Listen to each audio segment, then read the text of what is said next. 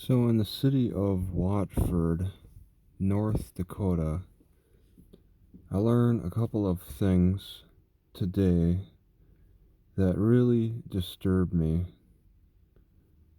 especially about alcohol and how they control the sales of alcohol and enjoy the profits, and people are addicted to it and suffer, and it's all about profit. There's a visitor center I checked out, which is really nice. Free museum. It's the first visitor center I have ever seen with a liquor store in the visitor center. You could actually walk through the visitor center entrance into the liquor store. The liquor store has its own entrance on the other side of the building, but you could walk through the visitor center to the alcohol center. They even have a drive-through window. You don't even need to get out of your car. You just drive up and buy hard alcohol from practically the visitor center. And they've been doing this for like over 50 years. There's some kind of strong organization. Any organization that controls liquor is going to be a very strong organization. They control people's addictions, liquor, gambling. They can profit big time off of that. And they talk about, like, I recorded the lady explaining it, so I'll put it on my main channel, but how they give back to the hospitals and whatever organizations out there are needing of it, maybe a garden club or something, parks, whatever.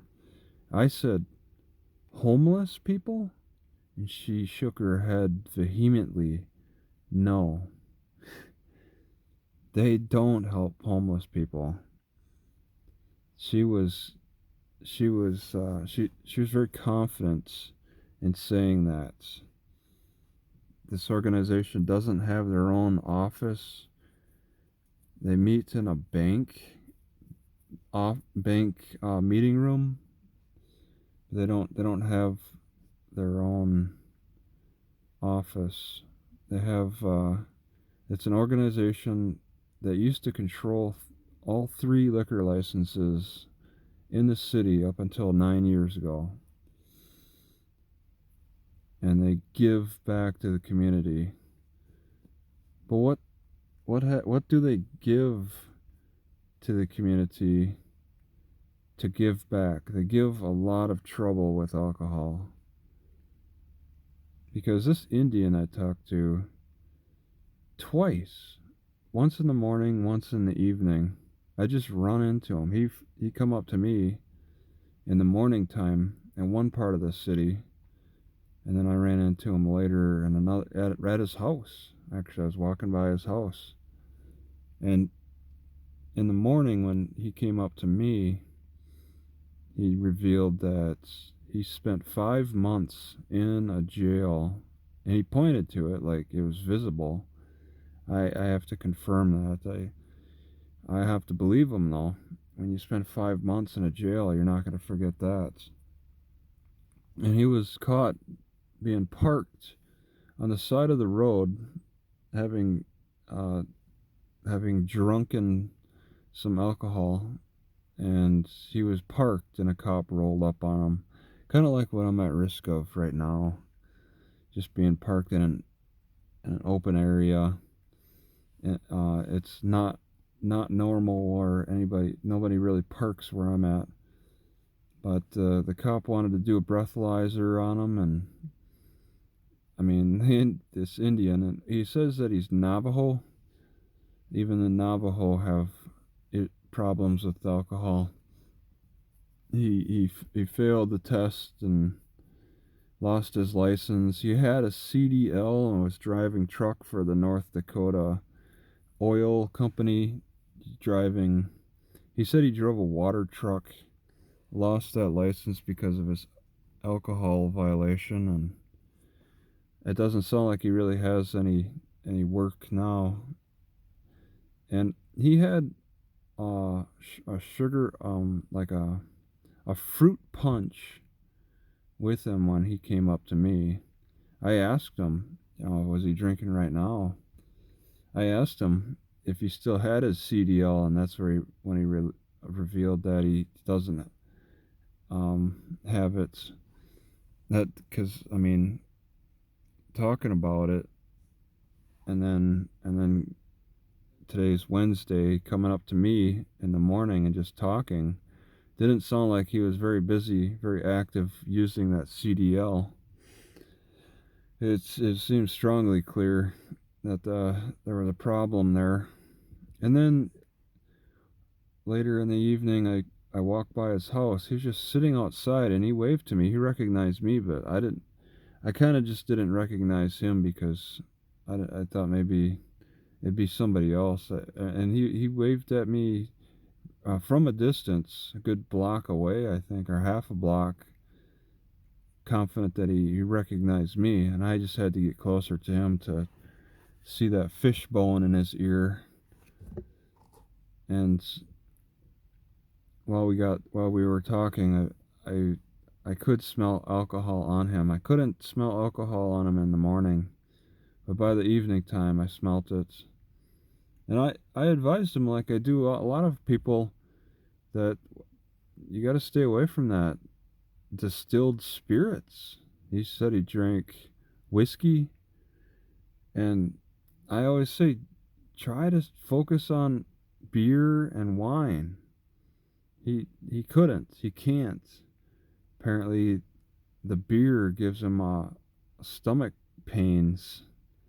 How unfortunate.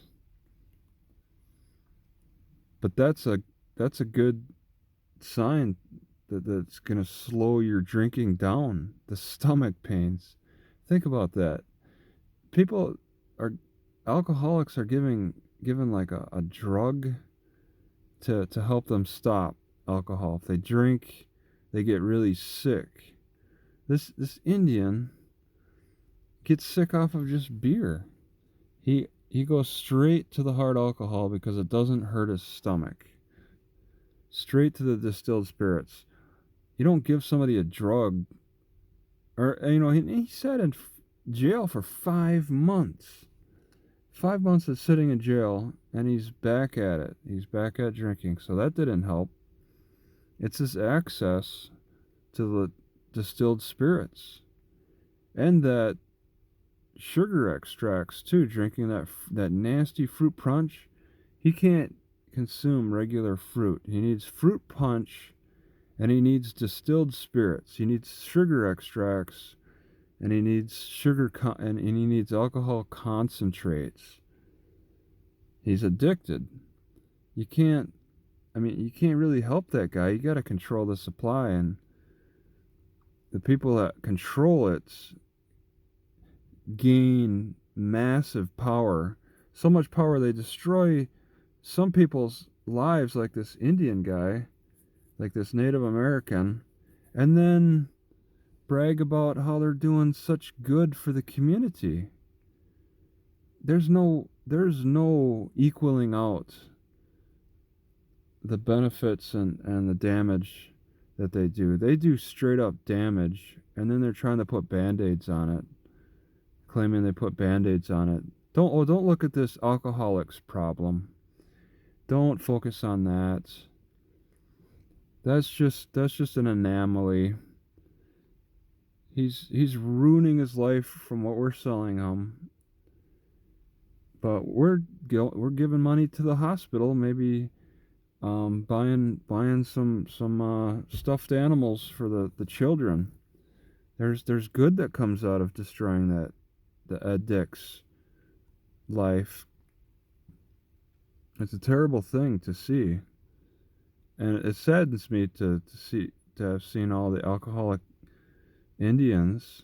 I mean, clearly they're alcoholic in Rapid City, South Dakota, as well, stumbling around, sleeping on the grass during the day, drinking those high energy alcohol drinks, fruit punch drinks. They love it. They love the sweetness. They love the alcohol. They love this Indian said that he also craved sauerkraut juice. I think just because of the acid, he craved it. He craved that fermented liquid, the fermented sauerkraut. You're not gonna get drunk off of that, but he craved it. My sister craved that too. She has an alcohol problem as well. It's a very personal thing. Oh, I don't know if somebody's driving up or if it's a water sprinkler.